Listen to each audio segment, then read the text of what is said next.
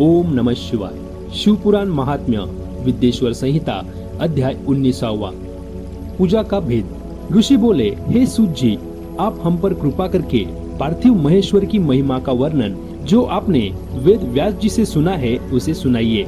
सूत जी ऋषियों से बोले, हे ऋषियों, मैं भोग और मोक्ष देने वाली पार्थिव पूजा पद्धति का वर्णन कर रहा हूँ। पार्थिव लिंग सभी लिंगों में सर्वश्रेष्ठ है। इसके पूजन से मनोवांछित फलों की प्राप्ति होती है। अनेक देवता, दैत्य, मनुष्य, गंधर्व, सर्प एवं राक्षस शिवलिंग की उपासना से अनेक सिद्धियां प्राप्त कर चुके हैं। जिस प्रकार सतयुग में रत्न का, त्रेता में स्वर्ण का व द्वापर में पारे का महत्व है, उसी प्रकार कलयुग में पार्थिव लिंग अति महत्वपूर्ण है। शिव मूर्ति का पूजन तप से भी अधिक फल प्रदान करता है।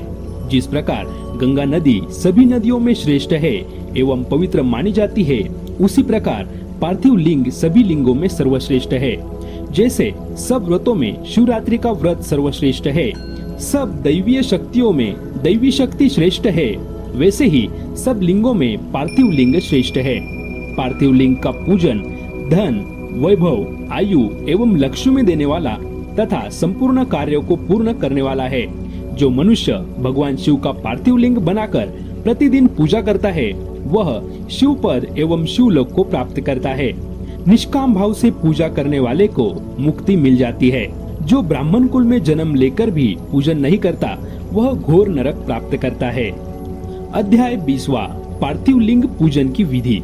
पार्थिव लिंग की श्रेष्ठता तथा महिमा का वर्णन करते हुए सूत जी ने कहा, हे श्रेष्ठ महर्षियों, वैदिक कर्मों के प्रति श्रद्धा भक्ति रखने वाले मनुष्यों के लिए पार्थिव लिंग पूजा पद्धति ही परम उपयोगी एवं श्रेष्ठ तथा भोग एवं मोक्ष प्रदान करने वाली है।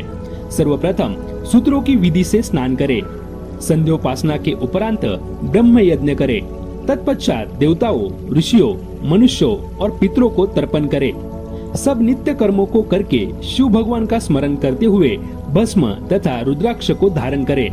फिर पूर्ण भक्ति भावना से पार्थिव लिंग की पूजा अर्चना करे। ऐसा करने से संपूर्ण मनोवांछित फलों की प्राप्ति होती है। किसी नदी या तालाब के किनारे, पर्वत पर या जंगल में या शिवालय में अथवा अन्य किसी पवित्र स्थान पर पार्थिव पूजन करना चाहिए। पवित्र स्थान की मिट्टी से शिवलिंग का निर्माण करना चाहिए। ब्राह्मण श्वेत मिट्टी से, क्षत्रिय लाल मिट्टी से, वैश्य पीली मिट्टी से एवं शूद्र काली मिट्टी से शिवलिंग का निर्माण करे। शिवलिंग हेतु मिट्टी को एकत्र कर उसे गंगा जल से शुद्ध करके धीरे धीरे उससे लिंग का निर्माण करे तथा संसार से मोक्ष प्राप्त करने हेतु पार्थिव लिंग का पूजन भक्ति भावना से करे। सर्वप्रथम ओम नमः शिवाय मंत्र का उच्चारण करते हुए समस्त पूजन सामग्री को एकत्र कर उसे जल से शुद्ध करे। भूर्सी मंत्र द्वारा क्षेत्र की सिद्धि करे। फिर जल का संस्कार करे। स्फटिक शिला का घेरा बनाए तथा क्षेत्र शुद्धि करे। तत्पश्चात शिव की प्रतिष्ठा करे तथा वैदिक रीति से पूजा उपासना करे।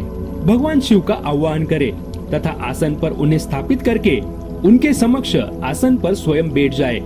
शिवलिंग को दूध, दही और घी से स्नान कराए। रुचाओं से शहद और शक्कर से स्नान कराए। ये पांचों वस्तुएं दूध, दही, घी, शहद और शक्कर पंचामृत कहलाते हैं। इन्हीं वस्तुओं से लिंग को स्नान कराए। तदुपरांत उत्तरीय धारण कराए। चारों रुचाओं को पढ़कर भगवान शिव को वस्त्र और यज्ञोपवीत समर्पित करे तथा सुगंधित चंदन एवं रोली चढ़ाए तथा अक्षता, फूल और बेलपत्र अर्पित करे। नैवेद्य और फल अर्पित कर 11 रुद्रों का पूजन करे तथा पूजन कर्म करने वाले पुरोहित को दक्षिणा दे। हर, महेश्वर, शंभु, शूलपाणी, पिनाकधारी, शिव, पशुपति, महादेव, गिरिजापति आदि नामों से पार्थिव लिंग का पूजन करे तथा आरती करे। शिवलिंग की परिक्रमा करे तथा भगवान शिव को साष्टांग प्रणाम करे। पंचाक्षर मंत्र तथा 16 उपचारों से विधिवत पूजन करे। इस प्रकार पूजन करते हुए भगवान शिव से इस प्रकार प्रार्थना करे, सबको सुख समृद्धि प्रदान करने वाले हे कृपा निधान भूतनाथ शिव, आप मेरे प्राणों में बसते हैं। आपके गुण ही मेरे प्राण है। आप मेरे सब कुछ है। मेरा मन सदैव आपका ही चिंतन करता है। हे प्रभु, यदि मैंने कभी भूलवश अथवा जानबूझकर भक्ति पूर्वक आपका पूजन किया हो तो वह सफल हो जाए। मैं महापापी हूँ, पतित हूँ, जबकि आप पतित पावन है। हे महादेव सदाशिव, आप वेदों, पुराणों और शास्त्रों के सिद्धांतों के परम ज्ञाता है। अब तक कोई भी आपको पूर्ण रूप से नहीं जानता, फिर भला मुझ जैसा पापी मनुष्य आपको कैसे जान सकता है। हे परमेश्वर, मैं पूर्ण रूप से आपके अधीन हूँ। हे प्रभु, कृपा कर मुझ पर प्रसन्न होइए और मेरी रक्षा कीजिए। इस प्रकार प्रार्थना करने के बाद भगवान शिव को फूल व अक्षता चढ़ाकर प्रणाम कर आदर पूर्वक विसर्जन करें। हे मुनियों, इस प्रकार की गई भगवान शिव की पूजा भोग और मोक्ष प्रदान करने वाली एवं भक्ति भाव बढ़ाने वाली है।